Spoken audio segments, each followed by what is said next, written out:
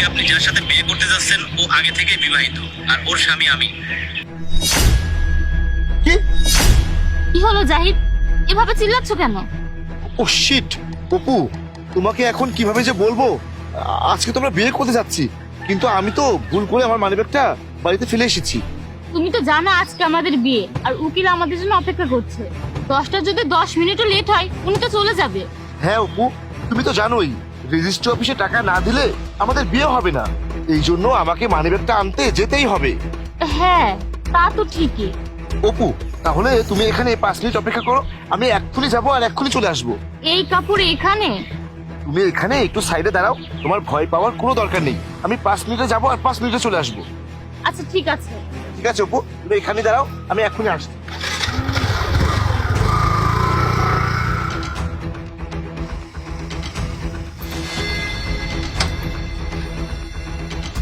এই, তুমি এটা কি ভিডিও বানিয়েছো আমার বউকে নিয়ে? আবার নিজেকে ওর স্বামী বলে দাবি করছো? কোন অ্যাঙ্গেলে তুমি ওর স্বামী? না চেহারায় না চরিত্রে, কোনো দিক দিয়েই নয়। হয়তো আমার চেহারার অবস্থা খারাপ হতে পারে, কিন্তু এটাই সত্য যে আমি ওর স্বামী। হ্যাঁ, আমি তো বিয়ের জন্য বাড়ি থেকে বেরিয়ে পড়েছি। একবার শুধু ওর সাথে বিয়েটা হতে দে, তারপর দেখিস আমি কি করি। আচ্ছা এখন রাখছি, জাহিদের আসার সময় হয়ে গেছে। বিয়ে হয়ে গেলে আমি তোকে ফোন করব। আমি কিভাবে বিশ্বাস করব যে তুমি ওর স্বামী? শোনো, তোমাকে একটা কথা বলি, আজ আমাদের বিয়ে।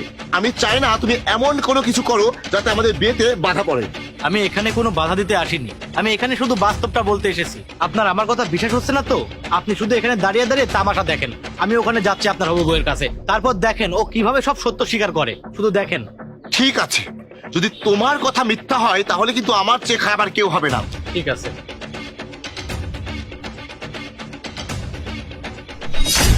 আরে এটা তো আমার স্বামী, ও এদিকে কি করছে? কিন্তু এখন আমি কি করব? আরে অপু, তুমি এখানে কি করছো? সারপ্রাইজ। আজব তো, এভাবে কে সারপ্রাইজ দেয় মাঝ রাস্তায়? আর তুমি মাঝ রাস্তায় এভাবে বিয়ের পোশাক পরে দাঁড়িয়ে আছো কেন? ও, আমি তো তোমাকে বলতেই ভুলে গিয়েছি, আজকে আমার একটা বান্ধবীর বিয়ে, আমি ওখানেই যাচ্ছি। আর তুমি তো জানো আমার কাছে কোনো ভালো শাড়ি নেই, এজন্যই ভাবলাম তুমি আমাকে বিয়েতে যে শাড়িটা দিয়েছিলে সেটা পরে চলে যাই। এই শাড়িটা তো আমাকে অনেক সুন্দর লাগে, তাই না? হ্যাঁ, তোমাকে এই শাড়িতে অনেক সুন্দর লাগে। চলো আমি তোমাকে অটো পর্যন্ত রেখে আসি। আরে না না, তোমাকে শুধু শুধু কষ্ট করতে হবে না, আমি একা একাই চলে যাব। তুমি তোমার কাজে যাও। আর তুমি তো জানোই তুমি যদি কাজে না যাও আমাদের সংসার চলবে না। আরে আমার কাজে যাওয়ার এখনো সময় আছে, চলো আমি তোমাকে রেখে আসছি। আরে না না, তুমি আমার কথাটা শোনো, আমি একা একাই চলে যাব। তুমি চলো তো আমার সাথে, আমি তোমাকে রেখে আসছি। অপু, আমি তো তোমাকে এখানে অপেক্ষা করতে বলেছিলাম, তাহলে তুমি এই ছেলেটার সাথে হাত ধরে কোথায় যাচ্ছ? আরে জাহিদ, ওই মানে আরে অপু, এই ছেলেটা আবার কে? তুমি তোমাকে বলেছিলে তুমি তোমার বন্ধুর বিয়েতে যাবে। হ্যাঁ হ্যাঁ, আমি তোমাকে বলেছিলাম না, এর বিয়েতেই যাচ্ছিলাম। এর বিয়েতে মানে? আরে অপু, আজ তো আমাদের দুজনের বিয়ে হওয়ার কথা, আর তুমি এইসব কথা কেন বলছো? ও আচ্ছা, এবার আমি বুঝতে পেরেছি। তাহলে তুমি এই ছেলের সাথেই আজকে পালিয়ে বিয়ে করতে যাচ্ছিলে, আর এর জন্যই তুমি বিয়ের পোশাক পরেছো, তাই না? হ্যাঁ, আমরা আজ পালিয়ে বিয়ে করতে যাচ্ছিলাম। কিন্তু তুমি কে? তুমি কি হও অপুর? এটা তো আপনি অপুর মুখ থেকে শোনেন, সেটাই ভালো হবে। অপু, সত্যি সত্যি বলো, কিন্তু এই ছেলেটা কে? অ্যাকচুয়ালি জাহিদ, এটা আমার স্বামী, আর আমার পরিবার জোর করে ওর সাথে আমার বিয়ে দিয়ে দিয়েছে। আর তুমি তুমি আমাকে কখনো জিজ্ঞাসা করেছো আমি কি চাই?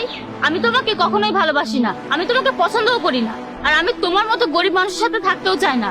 তুমি আমার স্ট্যান্ডার্ড দেখেছো? কোনো দিক থেকে তোমার সাথে আমার যাই। আর এই যে জাহিদকে দেখো, যার সাথে আজকে আমি পালিয়ে বিয়ে করতে যাচ্ছিলাম, আর তুমি এসে বাধা দিয়ে দিলে। তুমি জানো ওর কি কি আছে?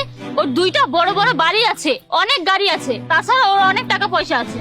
আমাকে সারা জীবন সুখে রাখতে পারবে, আর আমি এর সাথেই সারা জীবন সুখে থাকবো। এবার বিশ্বাস হলো তো আমার কথা? কি? তার মানে তোমরা দুজন আগে থেকে একজন আরেকজনকে চেনো?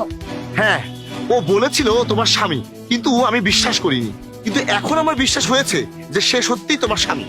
অপু, তোমার উপর অনেক আগে থেকে আমার সন্দেহ হয়েছিল, যখন আমি তোমাকে কারোর সাথে ফোনে কথা বলতে শুনেছিলাম, আর সেজন্যই আমি তোমার পিছু নিই। আর দেখো, পিছু নিয়ে দেখি এত কিছু হয়ে গেছে। শোনো অপু, আমি তোমাকে এখনো ভালোবাসি আর কালকেও ভালোবাসি।